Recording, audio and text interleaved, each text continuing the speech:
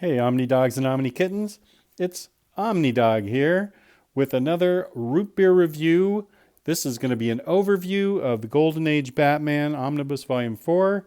Still have my Boylan root beer, and I'll consider them a sponsor until I run out of it. I got a case of it, so they may sponsor the next few episodes. Just a sec. Let me take a swig. And I apologize for this, but it's going to have to be done in portrait instead of landscape, because I had my iPhone fixed for landscape and it just stayed in landscape, which it has never done before. So I'm having some technical difficulties, but I'll try and make the best of it, and we'll just move stuff around. Inside it says, in this volume, Batman and Robin continue to wage war on such classic villains as the Joker, Penguin, and Catwoman. Also featured are the solo adventures of Alfred Pennyworth and more journeys through time with the dynamic duo courtesy of Professor Carter Nichols. So we get some time travel in this too. As you can see, typically it's just the plain black book. And we can page through this a little bit at a time. And one thing it's got going for it is a very good table of contents.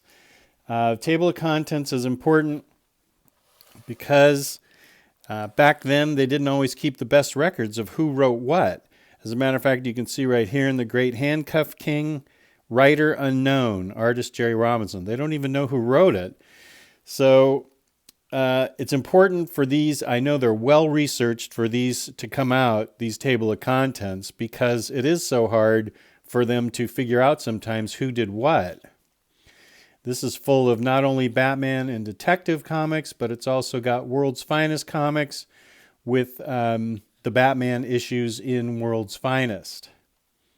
And it's got a nice introduction. And one surprise right off the bat is that we get Dick Sprang art.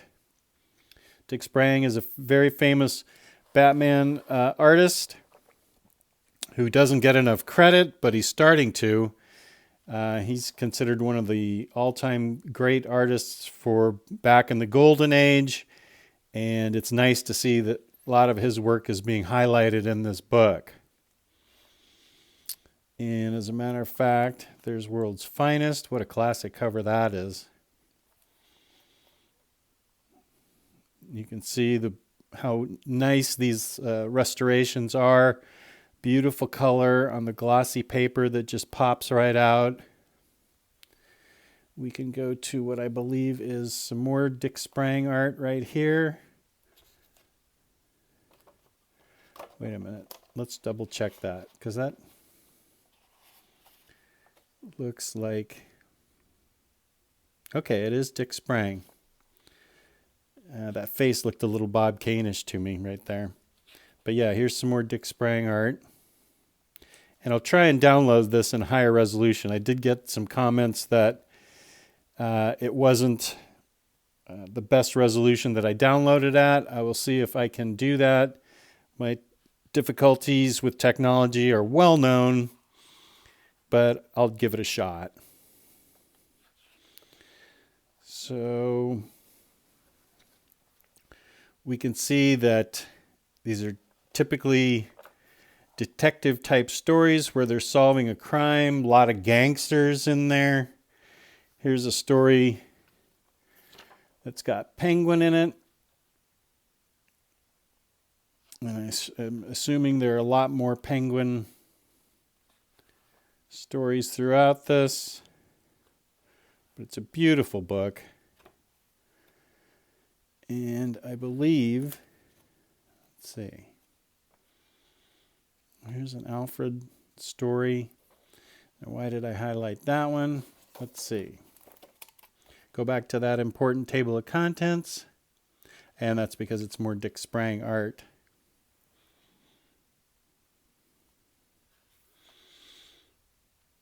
And we've even got, there's some Joker appearances. I haven't seen the Catwoman in this one yet, but it's obviously an early appearance of hers.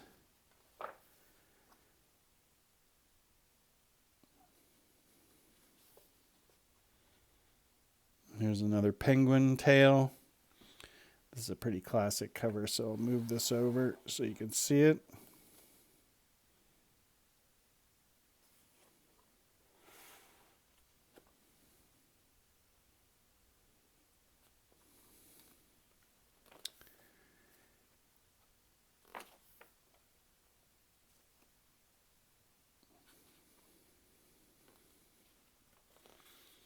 And if we go far enough, if we flip far enough,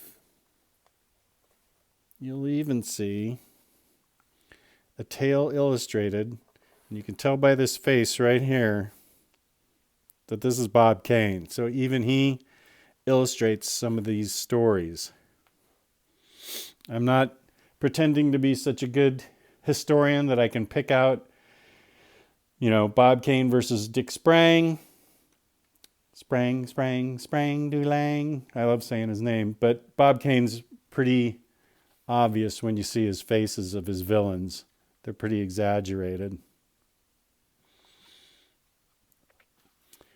But, this is a classic. I think I might even own this one in the safe deposit box. Don't bother coming and robbing from me because it's in the safe deposit box, but I may own that one.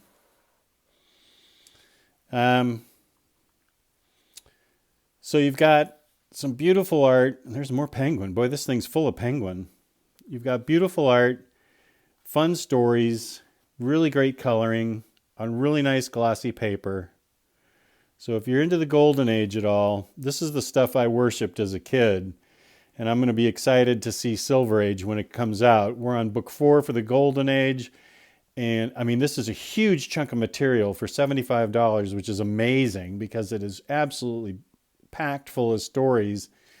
And so I'm guessing it's probably going to be 9 at least of these Golden Age stories, because this ends in 1945, and the Golden Age went on for, depending on what your benchmark is, when the Flash appeared in Showcase number 4, that was the beginning of the Silver Age. So we've probably got another solid 9 volumes. We probably got another 5 to go.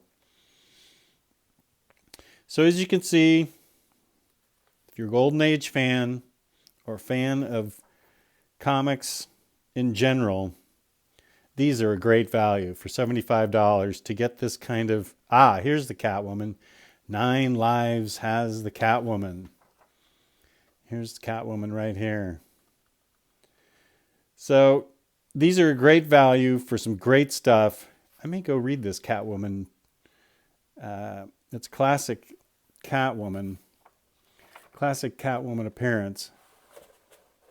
You can see her appearance right there in her original purple costume. So I may go read that right now. That looks interesting to me. So as always, thanks for watching. Thank you, Boylan, for the case of root beer. And thanks for watching. Please feel free to leave a comment or a like or a subscribe. This is Omnidog with Omnidog's Vault saying thanks for watching. And I'll try and get my technology problem solved so you don't have to see it like this next time. Thanks for watching.